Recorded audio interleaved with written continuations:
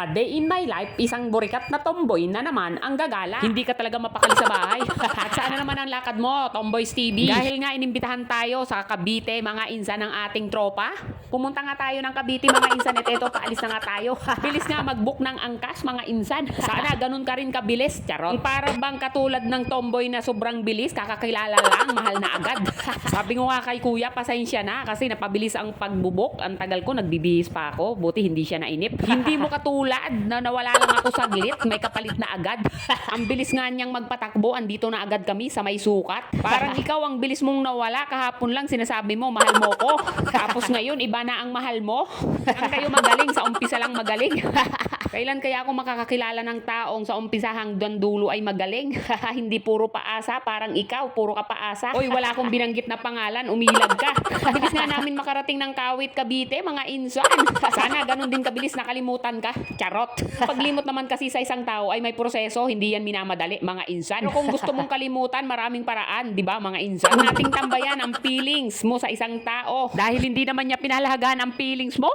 Ginawa kang basura, itinapon lang sa kalsada. Charot. Nandito na nga ako sa parting Cavite pero hindi ko alam yung exact address, mga insan. Parang yung feelings ko sa'yo, hindi ko alam kung saan patungo. Charot. Dumating na nga ako sa venue, mga insan. Tatanggal na nga tayo ng sapatos, mga insan, para makapahinga ang ating paa. Sana nga makapahinga pati puso ko sa mga taong manlolokong kagaya niya. Charot. Sana nga dumating na yung tamang tao para sa akin. Charot. Sobra nang nasasaktan ang puso kong nangungulila sa totoong pagmamahal. Charot. Hindi naman kasi bato ang puso ko, mga insan. Na kapag niloko ay hindi masasaktan. Charot. Pagdating ko nga, mga insan, ay kumain na ako kasi nagugutom ako. Inuulam ko yung pangungulila ko sa'yo. Charot.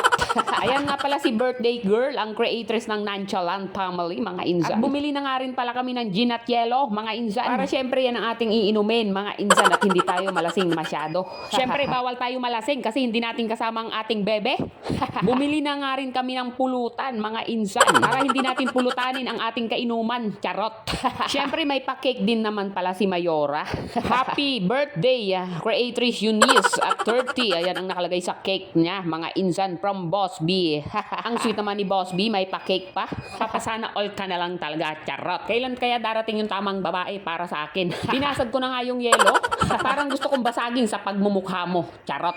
Napasama nga ang plastic, ayun, napapasok nga ang aking kamay. Sana all ganyan kalaki at naipapasok ang buong kamay. Charot. Para syempre malamig ang ating iinuming gin at masarap yan sa lalamunan. Parang ikaw, masarap, charot. Nagtataka rin ako, bakit naka-display pa yung boteng walang laman? Parang pagmamahal niya sa'yo. Sabi niyang mahal ka, pero wala ka naman sa puso niya, charot. Yan ang pulutan namin nga pala, mga insan. Napakasimple lang ng aming biniling pagkain, ganyan kami kasimple. At sinindihan na nga ang gin para hindi tayo malasing. Kasi pag tayo nalasing, baka tayo gumiling sa hindi natin jowa. Charot. Bakit ngumingiti ka mag-isa, be? Sa una lang yan masaya, be. Iiyat ka rin yan, be. Sa huli, be. Paka-bitter ko, be. Porket walang nagmamahal sa akin ngayon, be. Ako darating din yung para sa akin, mga insan. Nagaantay lang ako, nandyan lang yung sa tabi-tabi. San nga, gusto ko ng imayde yung hindi ko jowa. Charot. Eto na nga pala si Dekas at si Mati, mga insan. Aba natin kalahi, mga insan. Happy birthday, be. More birthdays to come, be. Good health, be. Sana magtagal kayo no Boss B at mahalin kanya ng tapat at tunay. Mahalan kayo hanggat gusto nyo, mga be.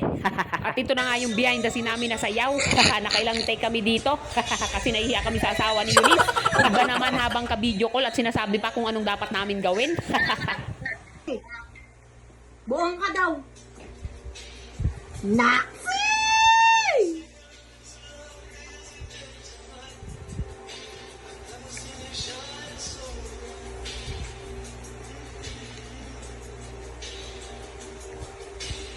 Upo. Patungan mo, be. Patong! Hindi, giling!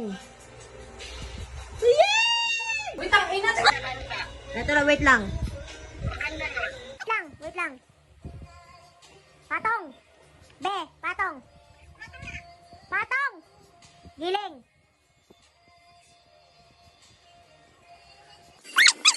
Ayun na, ayun na. Giling pa lang, ulam na. Charot.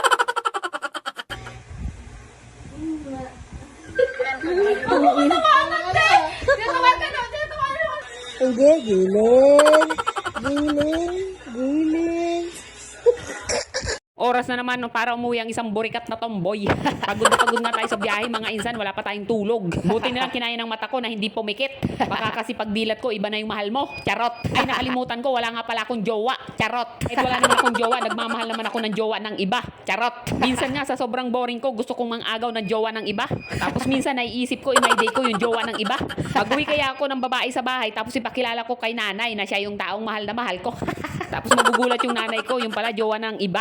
Charot. Tapos na nga ako sa bahay, mga insan. Sabi ko, pagdating ko sa bahay, matutulog ako kahit isang oras lang. Sana, ang sarap matulog kahit puyat ka na may katabi kang bebe sa higaan. Charot.